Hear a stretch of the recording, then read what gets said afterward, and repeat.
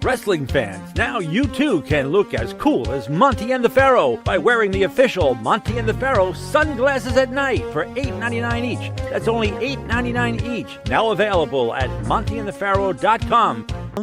What? Yeah. No, I'm behaving myself. No, I'm not playing in abandoned buildings. What? Again? Now, I suppose you had those people follow me again. Fine. Hey, this is Jimmy Farrow from Monty and the Pharaoh, and I want to thank all our subscribers. We have now passed 14,000 on our YouTube channel. But I want to ask our subscribers to take the next step for us and become a full-fledged member of Monty and the Pharaoh. Yeah, that's right, folks. There's 3 different levels to choose from. There's free shirts, there's free autographs. Just check it out and become a member of Long Island's #1 pro wrestling broadcast, Monty and the Pharaoh. Later.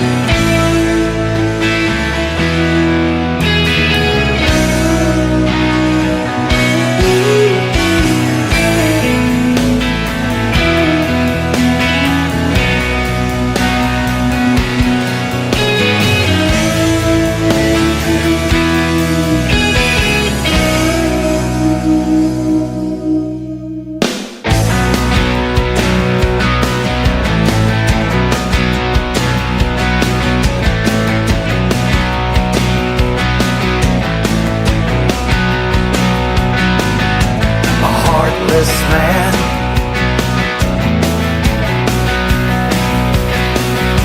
who walks him around,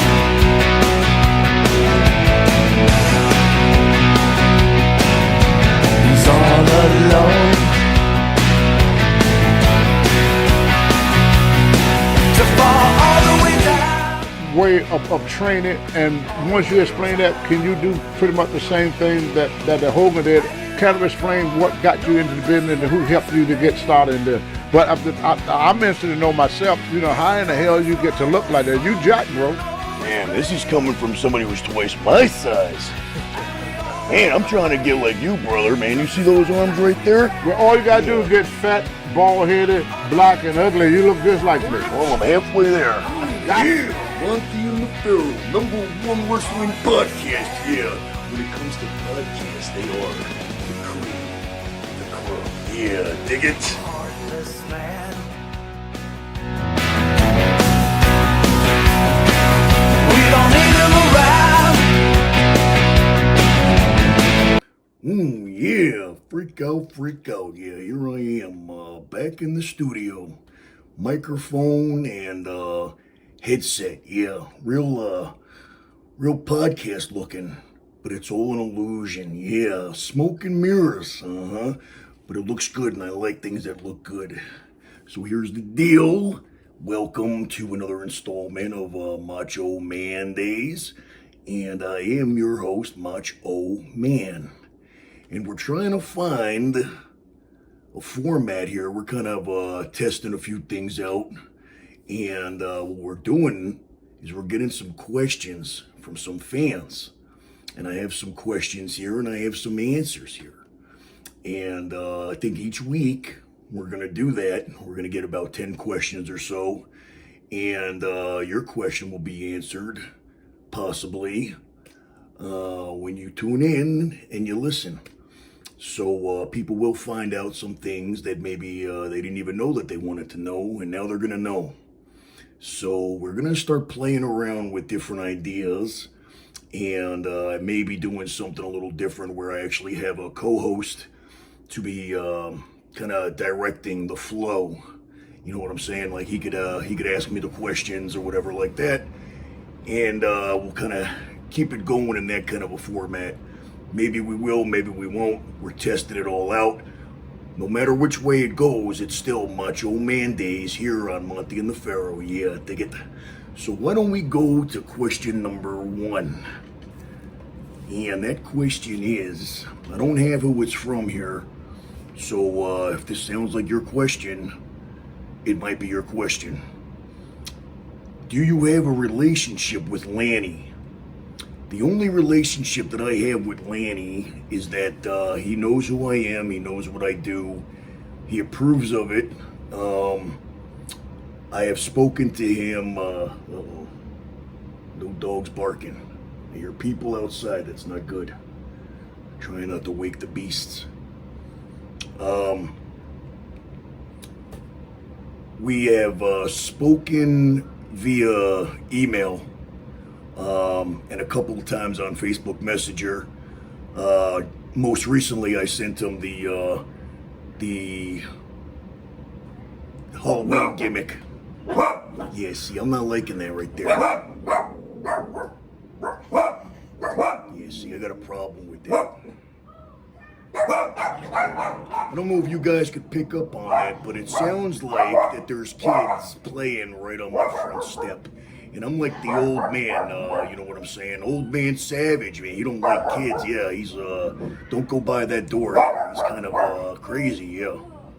I'm just gonna wait. I'm gonna wait for him to subside a little bit. I'm gonna wait for things to, quiet down. Either that or I'll jump outside and scare some kids. You think I go out there like this and yell at them? See, when they make noise, the dogs make noise. Alright, I think that they, nope. Bear with me. I'm trying, man. My studio isn't soundproof, but it looks nice.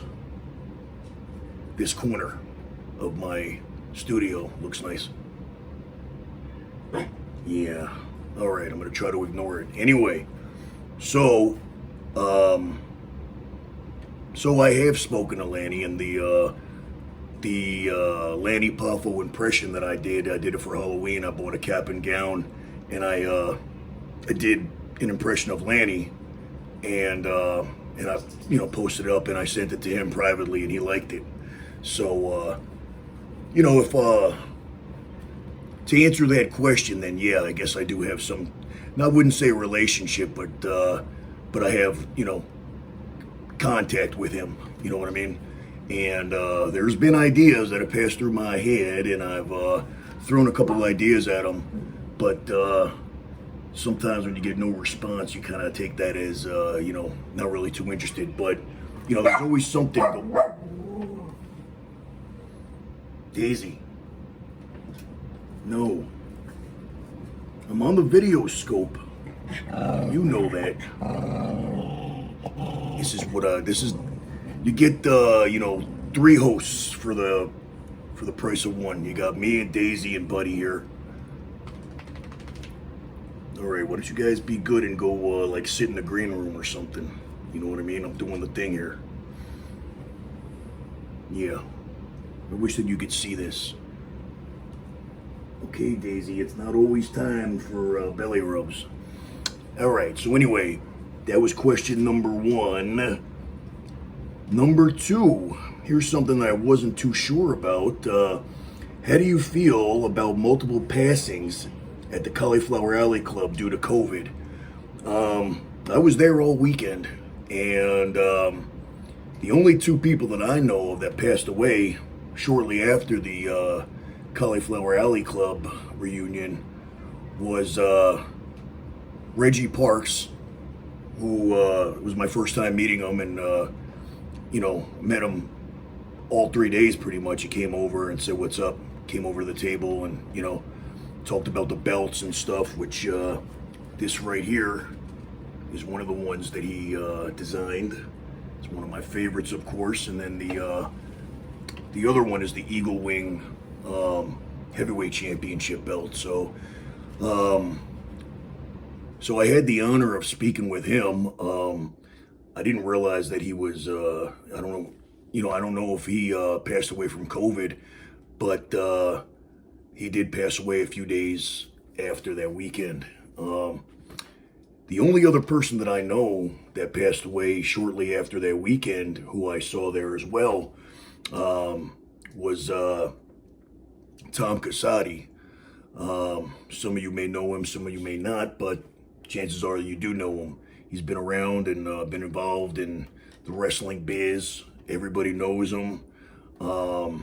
He's very nice guy, very helpful to, any talent, or, I think he genuinely liked being a part of the wrestling business and helping those out to go further.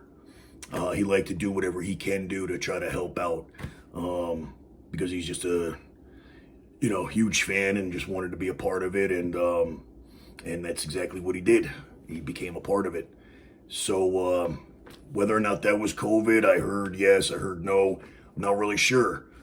But what I do know is that both of those people did pass away right after, about a week later, or a couple weeks later. And if there's somebody else that I don't know about, that was the only passings that I heard of, and I'm assuming that whoever wrote that question in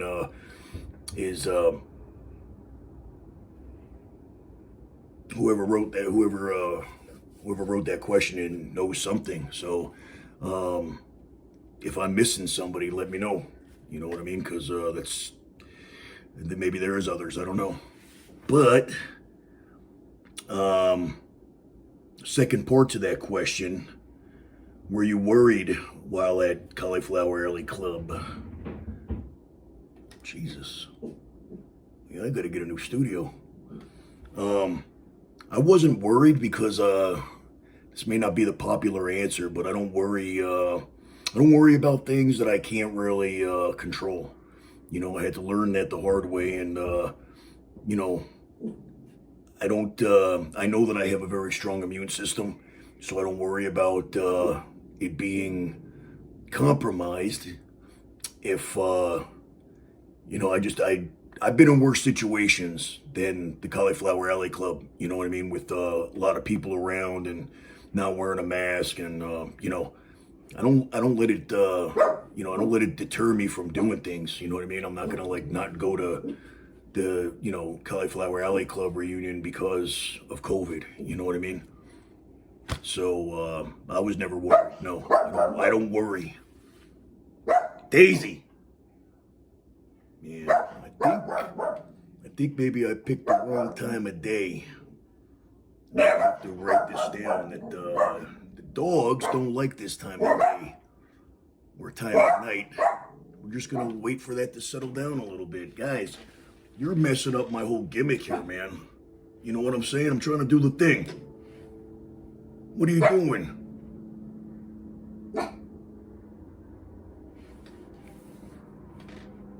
Don't look at me like that. I'm doing the video thing. Oh well. Sorry guys, you're just gonna have to bear with maybe a little bit later on in the broadcast I can yeah.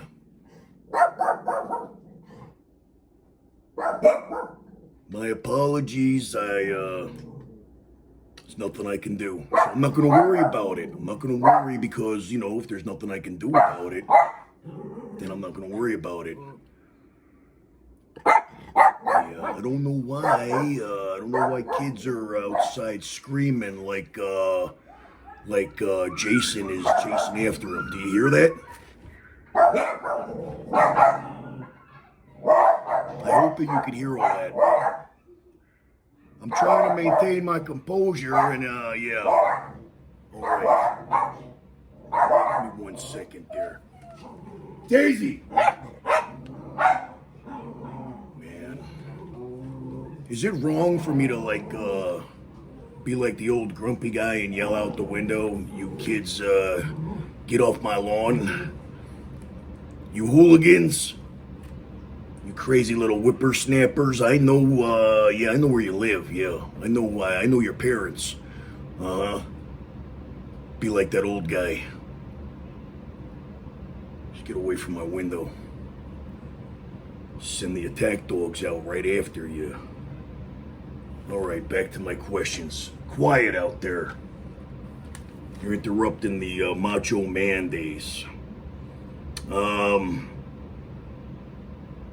right, now here's a question that I'm going to kind of avoid. I'm going to try to change the question around a little bit here.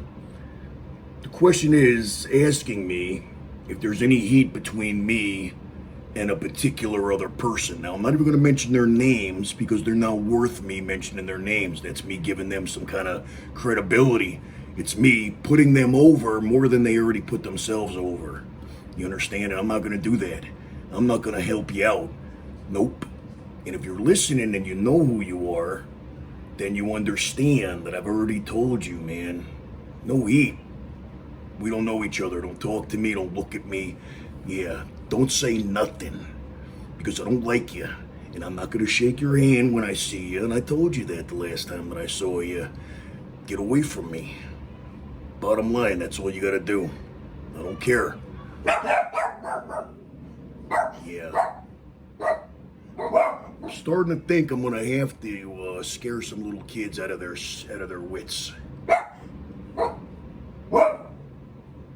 So anyway, it's asking me if I have heat with this particular person. Not really. You know, I said what I had to say, and that's that.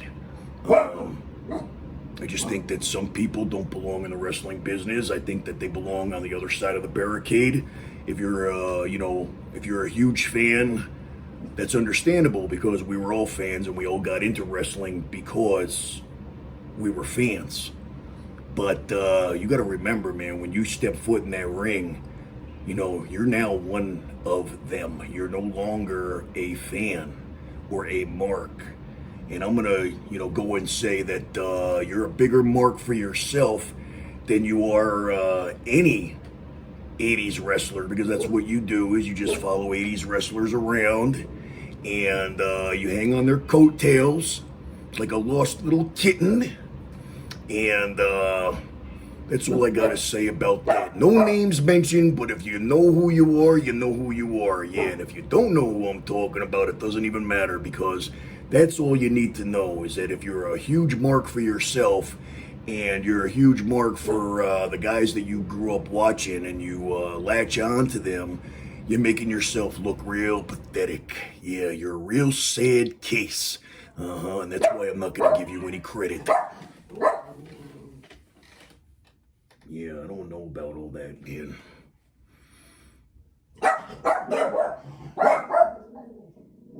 I don't know how you guys are gonna...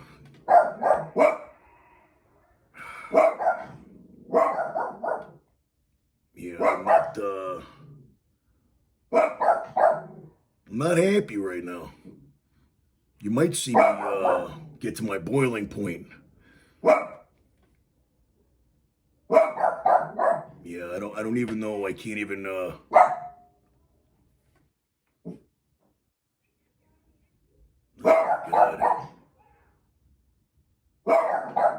It's very hard for me to concentrate and to think over what I'm saying here until these guys quiet down. Buddy, no more noise. No. Man, I'm gonna have to yell at my dogs like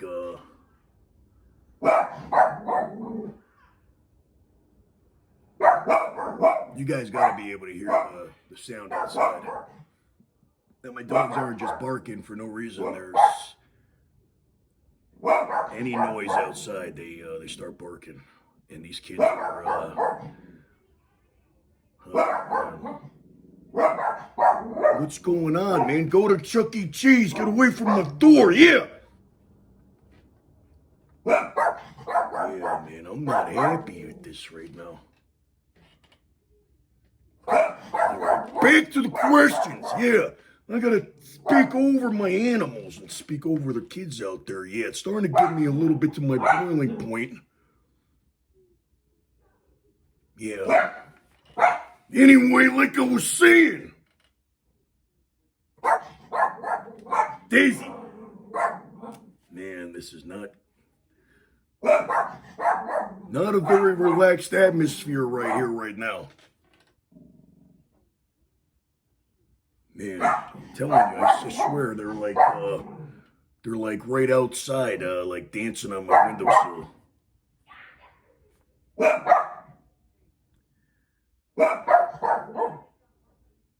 All right. Anyway, the next question is about my acting career. Can't really call it a career, but I did dabble in some acting. That was part of the plan. Is that if there ever came a time that I was going to be done with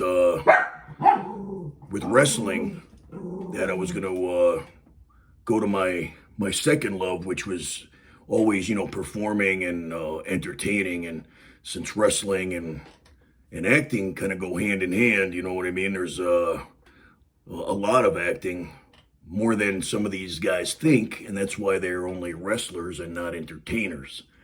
But for me, I was always more into the guys that were, believable characters and guys that could cut a promo and sound like they mean it. You know what I mean? It's all acting skills, man. Eye contact with the camera and eye contact with somebody else if you're doing the promo with them. And, it's very, very important to have your acting skills up to par. So it was kind of a natural thing, and I moved to LA, and I moved there for about 2.5, 3 years. Did my thing there, worked hard at it, got some pretty good parts here and there. I was on an episode of Modern Family. It was an episode titled Good Night, Irene. And it was a courtroom scene. And I think they were in Florida or something like that. And they were in court. And I was the case before whoever was going up.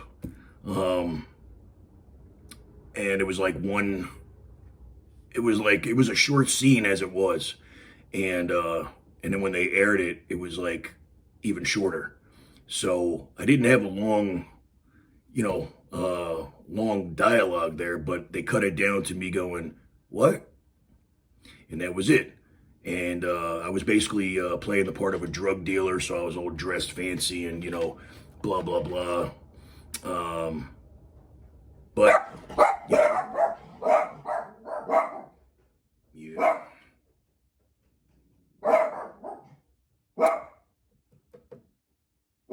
Sorry, guys, just waiting, man. Just waiting. I'm, can't talk over these guys, man. It gets me, you guys are getting me a little hot. Calm down. Relax. Go lay down. No, not right here. Okay. Sorry. Mandatory belly rubs here. So, what other acting stuff? There were some background things, some of the popular shows at the time, because I was there from like 2010 to about 2010, 2011, till 2013, and then I moved back here to Las Vegas, where I was originally living. But I'm trying to think of some of the more interesting things that I've done. Did a Sunny Delight commercial a long time ago. That was back in like 2004. Played the part of a wrestler getting beat up by a Sunny Delight. I jobbed out to a bottle of Sunny Delight, but it was well worth it. Best payday I ever got wrestling. And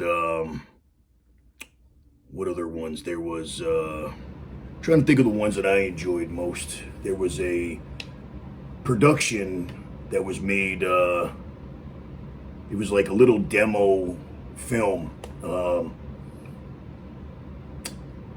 And it was based after the movie Saw. It was basically like, it was a Halloween thing that they had a thing here, a Halloween haunted type of deal.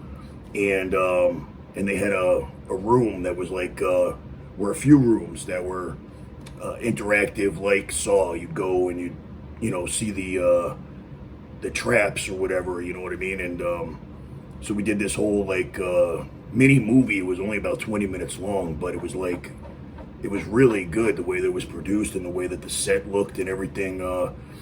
It's you could find it on YouTube, I'm pretty sure, if you put in Vic Divine, VICD_VINE.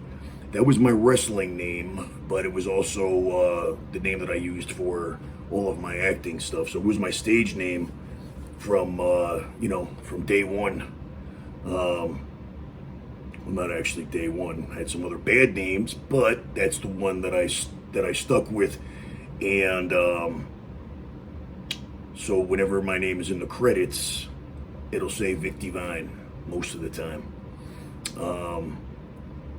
But if you want to see some of the things that I've done, I'm sure that just about everything is somewhere up on YouTube, or if you just Google the name Vic Divine, my demo reel will pop up from back in the days when I was acting. And trying to think if there's any other things that you might want to check out. There was a few local commercials and stuff too, things that were shot out here in Vegas that were not, basically just local companies that would do commercials for their local TV here. So I did a couple of those things, playing like a burglar for an alarm company out here. There was another commercial that we did out here for Health Plan in Nevada. So there's a lot of local stuff out here, but the things that I get booked on here, and I still dabble in it here and there. If something sounds like, good money, or sounds like a good little project that I'm going to enjoy, then I'll still do it. Not as much, but as Vic Divine. So Vic Divine still lives in the entertainment world. Just it's not my main focus, and it's not something that I take every gig.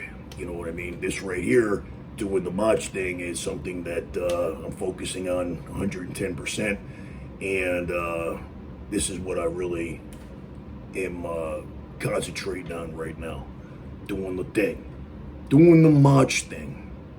So, but yeah, you could search Vic Divine and you could find a lot of interesting things. They are interesting, even though I can't think of them right now. There was Eliminate was like a dating game show type of deal back in the day.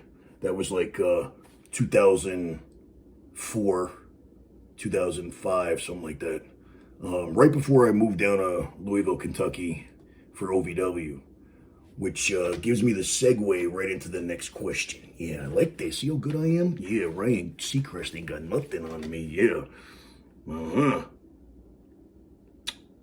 Why did you not make it to the main roster? Okay, so here's the deal with that. I was down at OVW from 2005 to 2007.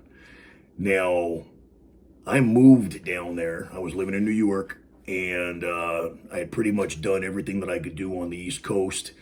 WWE knew who I was already, and I was, doing their TVs and stuff whenever they were in the area. I was getting, bookings for enhancement talent or whatever, and I just felt like, things aren't going to go any further if I don't take it to the next level. So at this particular time, OVW was now considering to bring talent in to train there.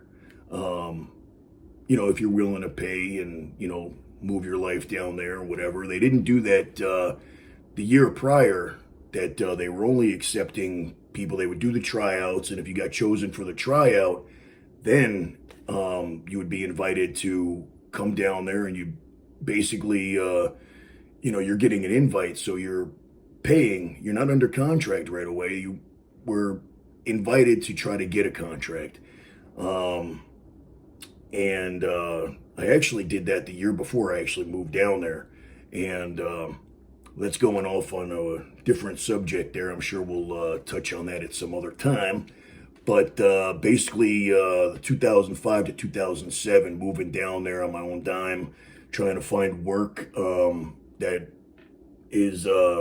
could work around the shows, the training sessions. It was not an easy time because I wasn't being paid to be down there, but I was paying to train there, and I was being able to be seen by WWE when they came down there. I was much closer living down there. You know what I mean? I was like, at least I had eyes on me at that point.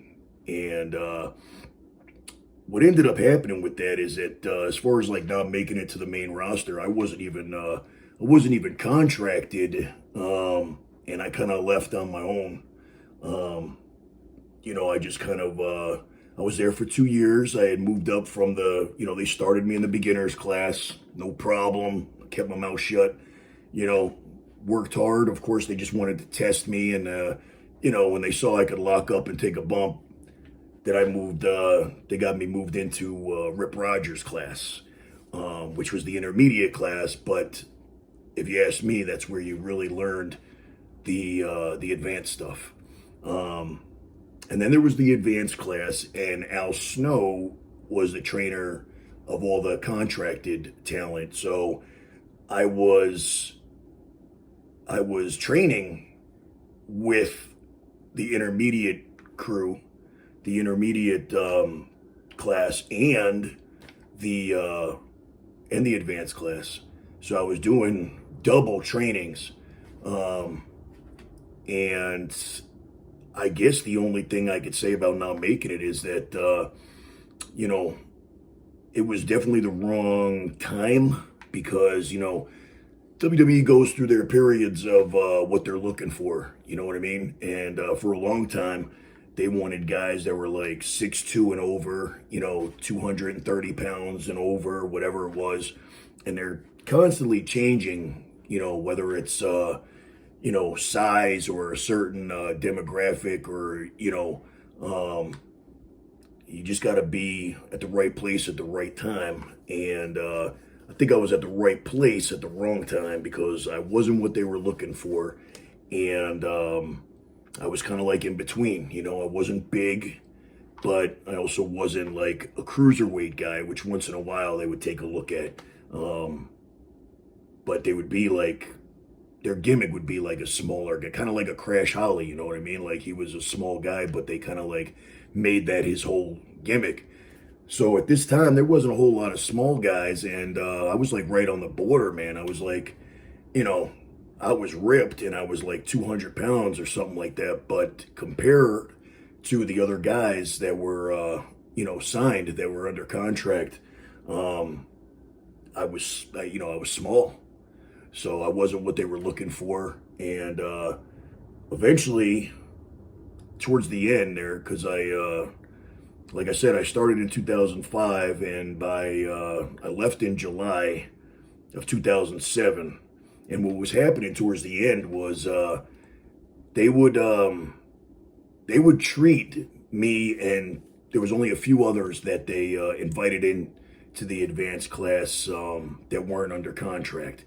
And a lot of them ended up getting contracts, and are still, either working for WWE, either behind the cameras, as an agent, as a producer, whatever, or as talent, whether they're still in WWE or they, moved on to other promotions. But they had no interest in seeing guys and girls that were not under contract. When the office would come down there, which was usually every Wednesday, because we would have the TV tapings, we would have a show on the CW out there in Louisville, Kentucky, and we did the show on Wednesdays, and then it aired on Saturday nights, I believe it was. But every Wednesday was our live TV taping, and always had a good crowd at the Davis Arena, and there was always a production meeting in the afternoon. That was usually, we didn't have any training on Wednesdays in the afternoon. It was come to the production meeting, dress biz cash, and find out what's going on for the evening. And even if you didn't have something, you know, every week I would be there, and I would ask Al, you know, hey man, you got anything for me? Can we, you know? And Al was cool, man. He liked me, and he would always get me on TV whenever he could use me. But he always said, you know what, man, bring your stuff and hang out in the back, get dressed. You never know. And a lot of guys didn't like that. A lot of guys didn't do that, and I did. You know, every time that every Wednesday, I treated it as if I was wrestling. And I'd get to the Davis Arena, and I'd, you know, go in the back and hang out, and, you know, I'd get dressed, and I'm ready to go if something happened where they needed to fill in some time, or, you know, whatever. It's live, you know what I mean? So they gotta keep things going, and if they needed a quick 5-minute match or something in between something, that's when they look for the guys that are dressed and ready to go. And I always let them know where I was. Hey man, I'm in this room, I'm dressed and ready to go. I mean, I was oiled up, I was ready, man. I'm back there warming up the whole night just in case they need me. So I don't think that me not getting signed was any fault of my own. It's one of those things that it obviously wasn't meant to be, and I don't have any regrets. I'm doing this thing right now, and I enjoy doing this thing, and it's less dangerous, and I get to entertain people in a safe way, and I really dig this, and so I don't cry over not getting signed. It was actually a blessing in disguise, I think, and but hopefully that answers your question as to why I never got on the main roster. I was never really part of, you know, I was never part of a roster as far as, you know, it being a paid spot. We'll put it like that. But even if I would have stuck around, 6 months later, WWE lost their deal with OVW as a developmental for whatever reason. And I guess they couldn't survive without Vic Divine. Because when I left, man, 6 months later, it went bye-bye.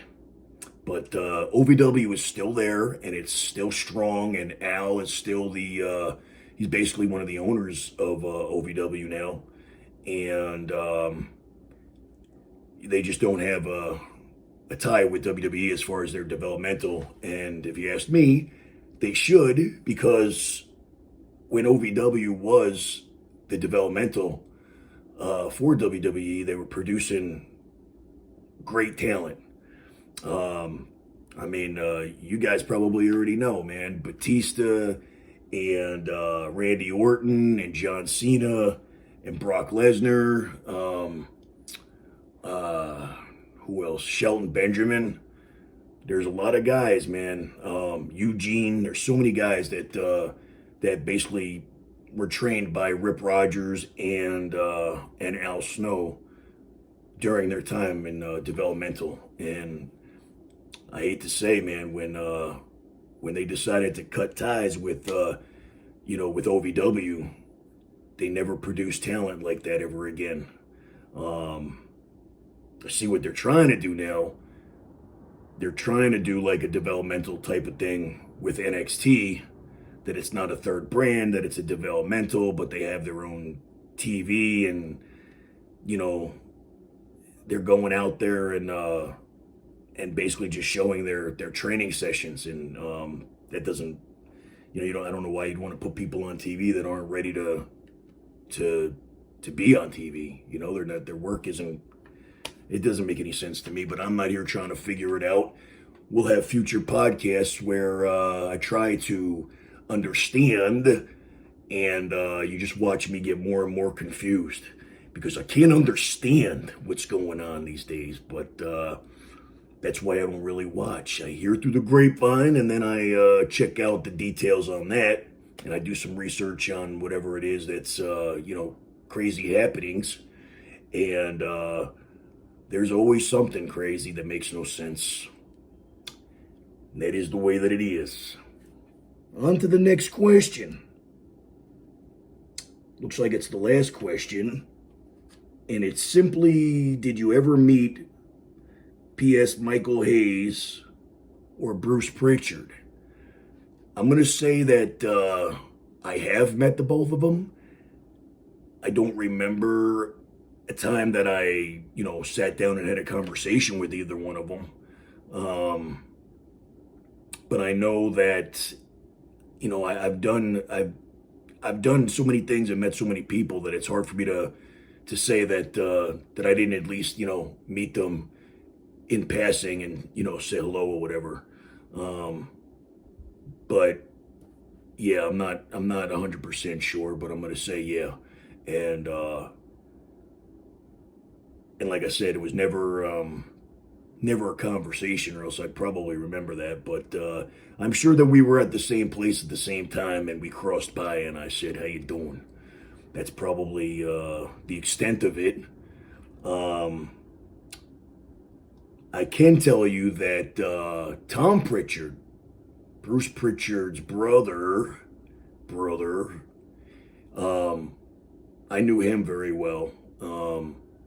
Not very, very, but I knew him better than Bruce. I've done some of the Bruce Pritchard training camps, which were amazing. Always learned some really, really good stuff. So if anybody's ever taken a seminar with Tom Pritchard, you know what I'm talking about. And if you haven't, and you call yourself a wrestler and you think you know it all, you need to go. He actually has a school. Him and Glenn Jacobs, Mayor Kane, they actually have a wrestling school together in Knoxville, I believe. It's in Tennessee. But Bruce Pritchard, Tom Pritchard pretty much has his own, his own wrestling school where he's the head trainer there, all the time. And Kane is like, I would assume he's not there as much as Tom. But Tom is a great guy, and he's got great knowledge, and I like him. He cares, you know what I mean? He loves wrestling so much that he really cares about cares about the business and where it's going. And he cares about the people that really want it to happen. That the ones that aren't just saying that they want to be a wrestler, you know what I mean? There's a difference between, I wanted to be a wrestler ever since I was a kid and blah blah blah, and then showing that you'll do anything to be a part of it. And I think that when Tom sees those that are really dedicated and disciplined, and they walk the walk when they talk the talk, I think he's very helpful to those that he believes really want it. So that's it for the questions. Now that you know that we're doing a Q&A type of deal, send in your questions. I guess you would send them to Monty and the Pharaoh. Whatever way is the simplest way. I don't really know. Like, we're just, trying out this format. We're going to see how it goes. I'm assuming that we're going to keep it because it does help things to flow. It does get you guys like interactive with it and everything. So just keep on submitting questions. We'll get a hold of the questions and we'll answer them. We may not get around to everybody's question. I don't know how many we're going to be getting, but if we're getting a lot of questions, that means we have a lot of viewers. And if we have a lot of viewers, that means we're doing something right. And so far, I think that we're doing okay. I'm hearing through the grapevine that that Motch is a big hit on Mondays. There's some other wrestling show on Mondays. I don't know, something Raw or I don't know, something like that. But yeah, it's not important. Nobody watches it anyway. So on Mondays, you got to tune in on Monty and the Pharaoh, Motch Mandays. And that's what you're watching and listening to right now. Now, we can talk a little bit about the recent activities at WWE, the firings, those that have been future endeavored. And my opinion on that is that, some of them, of course, were a huge surprise. And some of them, I didn't even know who they were. A lot of them I didn't know who they were because I don't really watch. And a lot of them were NXT guys that they haven't done anything with anyway. And I think, in my opinion, and again, probably an unpopular opinion, but and if you want to disagree, that's fine, no problem. But what I'm thinking is that they need to crack down on the people that are not vaccinated. Now, I'm not going to talk about whether I'm for or against or whatever, man. That's not the issue here. And I don't want to get into a debate about who's right and who's wrong, because whatever you believe is the right thing because you believe it. We don't all have to agree. But the thing is that I feel that they're kind of given the hint that you need to get the vaccine because of traveling. And I think a lot of the talent is against getting the vaccine because they don't trust it or whatever. It's not that they're against vaccines. It's not against, it's just against their beliefs. And they're being told that you have to get this vaccine in order to hold your job schedule. Now, they can't have people under contract and then have people saying, no, I'm not going to go on that tour, or I'm not going to go, I think that most of the firings that you're going to see are going to be people that aren't vaccinated. And of course, there'll be some mixed in there that are vaccinated to make it look like that's not the main reason. I believe it is the main reason. And they're starting with a lot of the talent that they're not using, but they're throwing in just to kind of like confuse us. You throw in a Braun Strowman, or you throw in, who was the most recent, Kevin Cross. Like, it doesn't make any sense at all. I don't know what his deal was with the vaccine or whatever, but you just took the future of the business or the future of WWE and pretty much put a kibosh on it. He was the guy. He was the guy that was going to be the next Rock, the next whatever. Those guys are very hard to come by these days, and he had the total package. He could work. His character was believable, and he just had, he had all of the makings of a real superstar. And they got rid of him, got rid of his girl. They'll go somewhere else and make a ton of money, and do with them what WWE should have done. And the same thing goes for all of the other talent, Braun Strowman and Bray Wyatt, and all of the bigger names that they released. They're being they're being welcomed with open arms over at AEW. If you were a big enough name over there, and Impact is opening their doors too. So between those two, man, I don't know. Vince is not, you know, he's not. I don't understand why you would do all these cuts when you know that you have competition breathing down your neck, and that they're willing to take guys that that are big names that were not used right. I mean, they did it with Brody. Brody was like the first one. He goes over to AEW, becomes a big star over there, and in WWE was like that's one that they lost right there. That it's like they're being misused, and then they go to AEW and they're used just right. It's unfortunate what happened with him, but I think that he would have been very, very happy financially, and very happy being in the position that they put him in, But it's a very interesting time for wrestling. It's a very interesting time just for the business. I'm a fan of what's going on, kind of like behind the video scope. I'm kind of interested in what's brewing in the actual business, not so much of what's going on, what storyline, who's the champion, who's this, who's that. I don't care. You know what I mean? I just know that if I was a wrestler today, I'd be pretty excited about the fact that there's many places to go.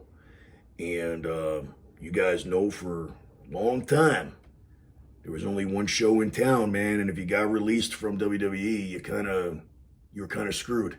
There was nowhere to go except for back on the indies, which could be pretty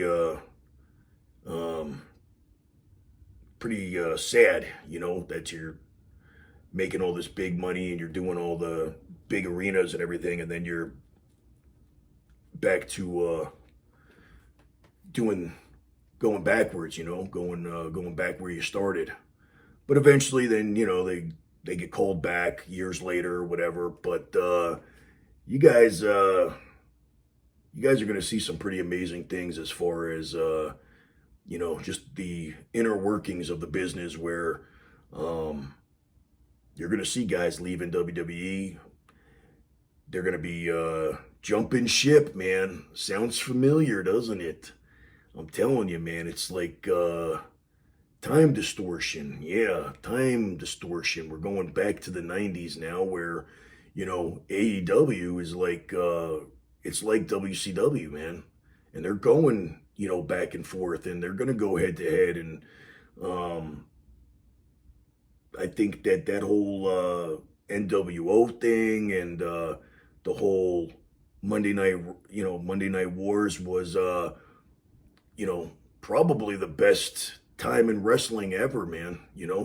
That whole Attitude Era, and the whole competition, and who's leaving and who's showing up in the New World Order. And that's like how it is now, man. It's like, you hear about somebody getting released from WWE, and that would be the end of it. You hear it and you go, okay, well, that sucks. We're not going to see him anymore, unless he goes back on the indies or whatever. But now, once you hear about people being future endeavored, the first thing is, where are they going to show up? Where before there was nowhere to show up. But now it's interesting, man. When somebody gets released, it's interesting. Where are they going to go? Are they happy about getting released because they wanted to go to AEW anyway? I don't think that there's too many people that are upset about their getting released. You'll hear a lot of the tweets or whatever after somebody gets released, man. They thank WWE, and they don't sound like they're too bothered by the decision. I think they're quite happy with being able to go somewhere new and explore, a whole new company. And I don't hear too many people complaining about how it is in the AEW family, and they try to treat their talent like family. it's just, from what I understand, it's a much better workplace. And with that being said, it's they're getting paid well. It's a better atmosphere in the back. The travel isn't as extreme as with WWE, and they'll give you time off, man, for an injury, or even like Moxley checking himself into a rehab, and AEW, they're not trying to cover that up. They're not saying that he got injured. They're being real with their fans, man. It's like, the fans are going to know anyway. You know what I mean? It's like, you could do whatever on TV and do that whole, fake storyline to get them off TV. And then you're going to read, the very next 5 minutes on some dirt sheet telling you the real reason. I think it's pretty cool that they're being upfront about it. You know what? Yeah. He's got a drinking problem. He's going to go address it. He's going to come back better than ever. The fans appreciate that, man. And the fans are supportive. And I think that's a whole different approach. You know what I mean? And even WWE has been a little bit more lenient with needing necessary time off to, it's very nice to see that they're caring a little bit more now, or a lot more, or at all, about the awareness of mental health. And believe me, man, it's that's even more crippling than an actual physical injury. Try to work through when you have really bad anxiety, or you're in a really depressive state. It's almost, you want to talk about doing something impossible and just having to get through it, and the show must go on. Believe me, that surprises me more than when somebody could wrestle through a physical injury. Because mentally, man, it's, if you're not all there, you could cause a lot of injuries in the ring, and it's just not a good place to be when you're trying to perform and trying not to hurt anybody and trying to keep yourself from being hurt, and so it is pretty cool that WWE and AEW, and I think all across the board, that they're kind of getting away from that whole, like, hopefully it's not going to generate a whole crop of pussies, but excuse my language, but I'm hoping that people with a serious situation will be able to take time off and take care of themselves and get better, whether it's physically or mentally or whatever. It's a very demanding job to do 24/7, living out of a suitcase. And I think that whichever company it is, giving their talent the okay to get yourself better, I think that's good. And I also think that some old school guys will still work through whatever, because that's the way we were all taught in wrestling, that there's no such thing as timeout. There is no such thing as being injured where you can't work, and you don't have to worry about people like taking your spot. I think that things have eased up a little bit. That doesn't mean that some of these new guys could get a hangnail and say that they need 4 months off to heal from the mental stress of a hangnail. And I'm saying that kind of sarcastically, but you know where I'm going with that, is that there's people out there, man, that they don't want to work through the hard times. And that's fine, man. If you really need the break, then you need the break. But if you don't say that you do. You ruin it for the people that really need to get themselves better. So that's my whole take on the releases and everything. I think that the majority of it has to do with them having to let talent go that doesn't have the vaccine, but they don't want to come out and say that. But the next crop of talent that gets released, keep track of how many of those were vaccinated and how many of them weren't. And that could be the only reason for them to be giving up big stars. I could understand you got somebody who's like a, lower on the card, and you don't even really see them that much. To release them is easy. You know what I mean? It's like, well, we'll save money and, we'll add them even though that whether they have it or they don't have it, we'll throw them into the mix. You know what I mean? Or whether they not have COVID, but have gotten the vaccine. But we'll have to see. We'll see, because there are going to be new releases, and we will talk about them when it happens. So until next time, I think I got all your questions. Don't forget to send some more in, and I'll choose the best ones, and I'll mention them on the air. And hopefully you're watching, and hopefully that you've gotten your answers to your questions. Or maybe I answered a question that you didn't even know you had until I answered it. You never know with Motch. Could answer all kinds of questions. Yeah, I can, shed some light on the meaning of life. Yeah. You listen to Motch, everything's gonna be okay. And on that note, this is Macho Man signing out from Macho Mandays. I'll see you next week. Yeah, dig it.